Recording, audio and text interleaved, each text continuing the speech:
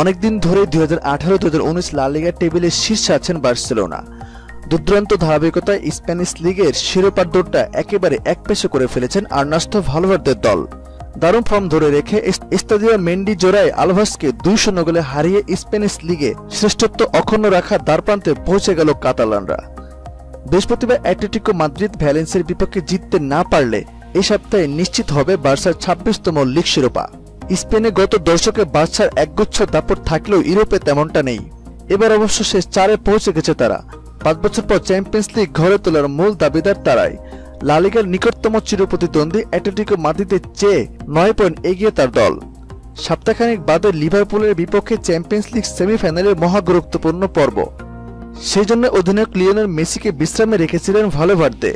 মেসির বদলে নেমেছিলেন ওসমান দেমবেলে। মেসির অভাবটা বুঝতেই দেননি লুইস সুয়ারেজ, ফিলিপে কুতিনহো এবং দেমবেলে।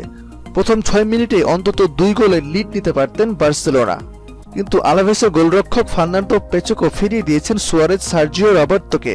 রিয়াল মাদ্রিদের যুবদল থেকে উঠে আসা পেচোকোর জন্য ম্যাচটি ছিল ক্লাসিকের মতোই।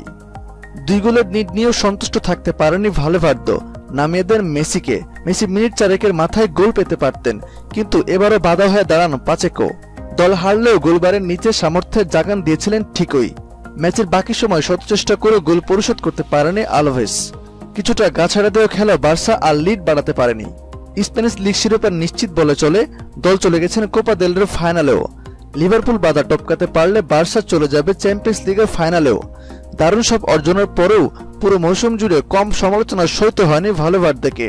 পেপ গার্দিওলা এবং লুইস এনরিকের পর বার্সার তৃতীয় কোচ হিসেবে ট্রিপল জিতিয়ে নিন্দুকদের মুখে ক্লুপ এঁটে দেওয়ার দারুণ সুযোগ থাকছে সামনে।